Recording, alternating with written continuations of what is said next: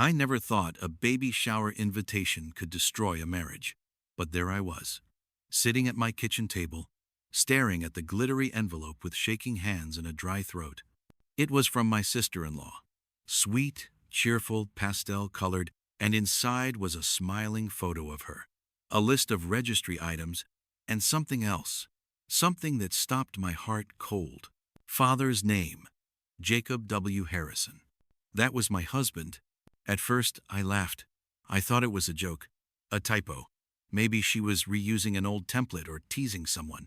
But the more I stared at those words, the more my stomach twisted. I knew this wasn't a mistake. Not with how carefully she always planned things. Not with how bold that name was, printed like a trophy. And the worst part? Neither Jacob nor his sister had ever mentioned she was even pregnant.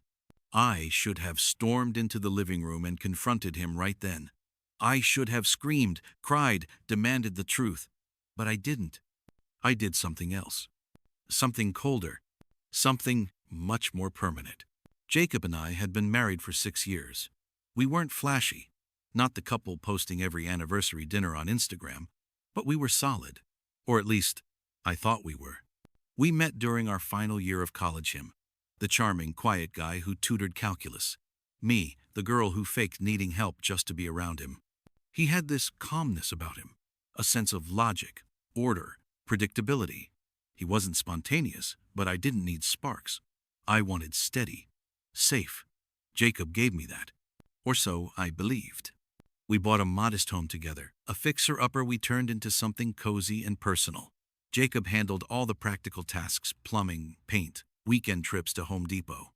I filled the rooms with warmth, books, candles, framed photos from trips. We didn't fight often, and when we did, it was over the grocery budget or him forgetting to water the plants. Nothing serious. He worked in IT, mostly remote. A man of routine morning coffee at 7, Zoom calls until 4, gym at 5. He was dependable, attentive. He kissed me goodbye even if I was still asleep, rubbed my feet after long days. And when my mother passed unexpectedly last year, he held me like I was breaking glass. As for his family, complicated. He had one sister, Natalie. Technically, a half-sister, same dad, different moms. She was 5 years younger, single, and always floating between jobs and ambitions. One day, she was writing a blog about travel. The next, she wanted to open a vegan cafe. She was the chaos to his calm, the wild to his structure. They weren't close in the traditional sense, didn't call daily, rarely spent holidays together, but he always spoke fondly of her, protective even. She's just figuring herself out, he'd say when I asked why she seemed to disappear for months at a time without a word. We invited her over for dinner every few months. She'd bring wine, dump all her life updates on the table like a confessional, then vanish again. I never disliked her, but I didn't fully trust her either. There was always a sense that she was hiding something behind those jokes, those stories, like everything was just a little too rehearsed. Still, she was family. I never imagined I'd come to fear her. When I got the baby shower invitation, it wasn't entirely shocking that she was pregnant. Natalie had always lived fast, made rash decisions. But the name listed as the father? That was something else. That was the beginning of the end. I kept that invitation in my nightstand drawer, tucked beneath an old scarf I hadn't worn in years. For days, I stared at it before bed, as if some secret message would reveal itself under the dim glow of the bedside lamp. At first, I tried to rationalize it. Maybe there was another Jacob Harrison? Maybe it was a donor situation? Or a misguided joke? Natalie had always been eccentric. Maybe this was her way of making some bizarre statement about how much she admired her brother. But every explanation felt thinner than the paper the invitation was printed on. I didn't confront Jacob immediately. Something told me not to. Instead, I began watching him closely. And that's when the cracks began to show. He became distracted. Nothing glaring at first, but a shift in the way he responded when I called his name. A pause too long. A glance at his phone before answering simple questions. He wasn't cold, but he wasn't present either. One night, I asked him if he'd heard from Natalie lately. He shrugged. Not in a while. You know how she is. His eyes never left the television. Lee number 1. A few days later, I checked his phone while he was in the shower. I wasn't proud of it, but something inside me was already breaking. There were no messages from Natalie. In fact, no messages at all in his deleted folder, oddly clean, as if someone had scrubbed it recently. The call log, too, was spotless. Too spotless. Lee number 2. I began retracing recent weeks. Little things I'd ignored. A sudden business trip to Portland 3 months ago, which, now that I thought about it, coincided exactly with Natalie's first pregnancy Instagram post. A strange charge on our joint account labeled Prenatal Imaging Center. He'd told me it was for a client software install. The way he avoided talking about baby names every time I brought up our own discussions about starting a family. The dots weren't just connecting, they were lighting up like a runway. But I needed more. I needed proof. So I did something I never thought I'd do. I drove to Natalie's apartment. I told her I was excited about the baby and wanted to bring a gift early. She looked startled, confused even, but let me in. There were baby clothes everywhere, diapers stacked high, an ultrasound photo pinned to the fridge, and then I saw it. A small photo frame sitting on the mantel. Inside was a blurry picture of a man's silhouette backlit by sunset, holding a toddler's onesie. The man's wristwatch was unmistakable. It was Jacob's Ifalson. Still, Natalie said nothing. She didn't deny, didn't confirm.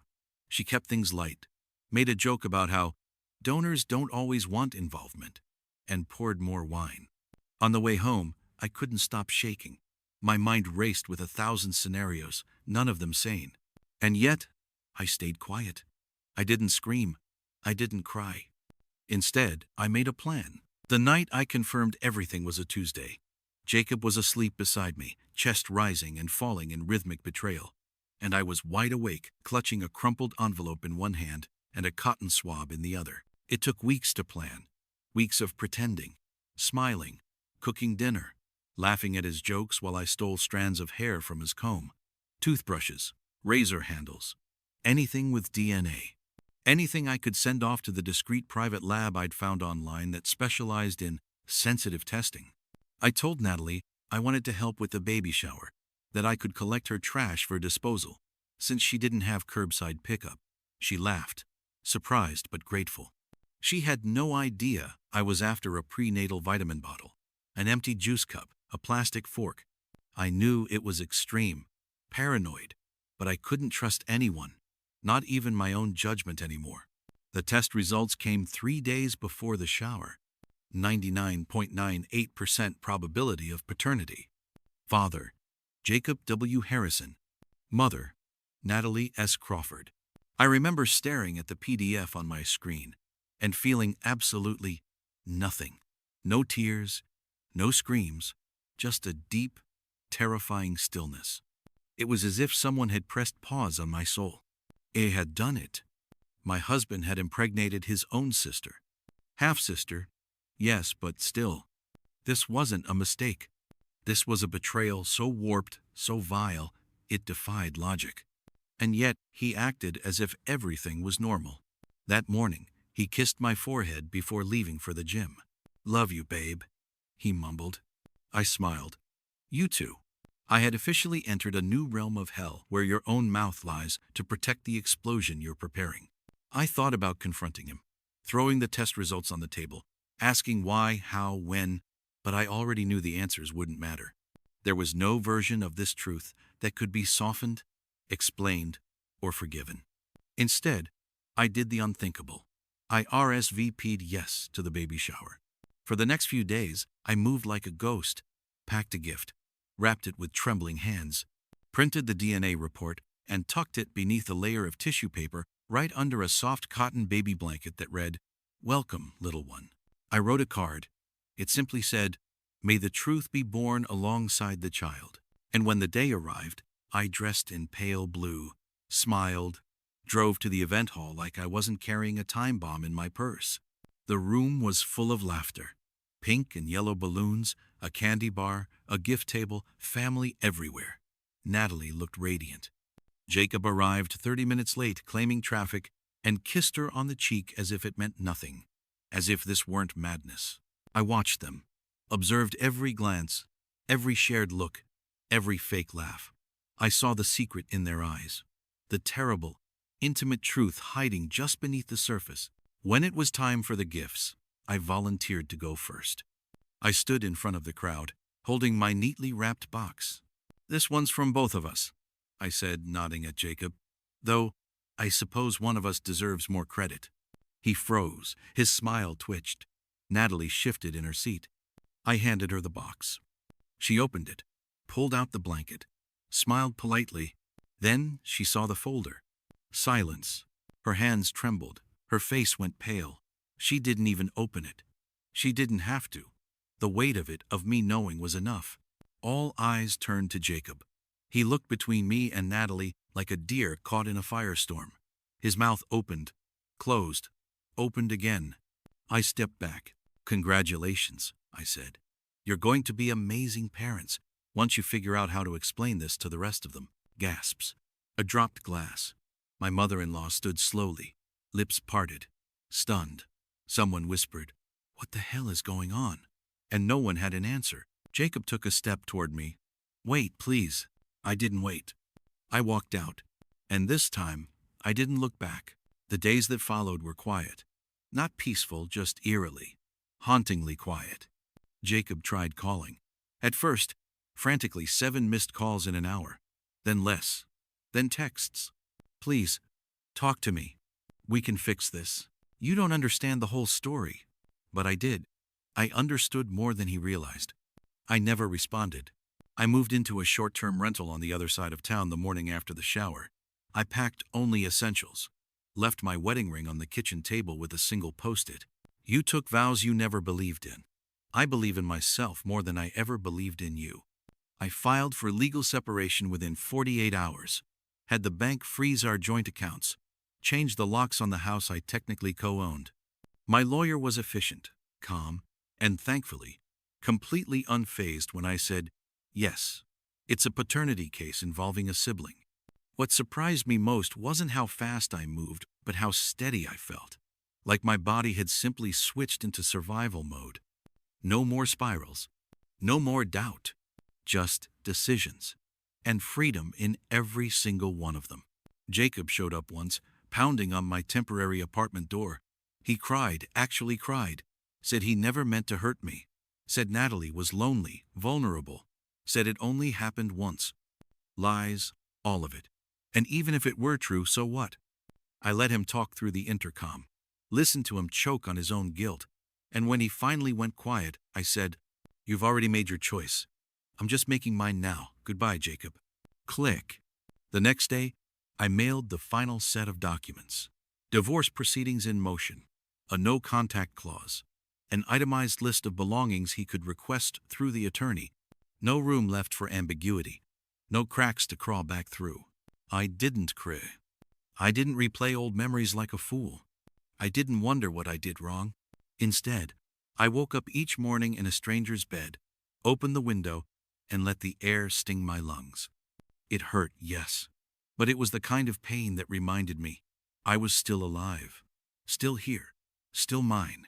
I went back to therapy, picked up a part-time art class I'd abandoned years ago, painted things that didn't make sense but felt like screaming without sound. I stopped checking his social media, stopped needing answers. Because truth is, I already had the only one that mattered. He was never the man I thought he was. But I was stronger than the woman he thought I'd be. It's been 9 months since the baby shower. A full gestation cycle for a child. And for my grief, people always say the truth will set you free. What they don't tell you is that first, it will wreck you. It will reduce you to dust.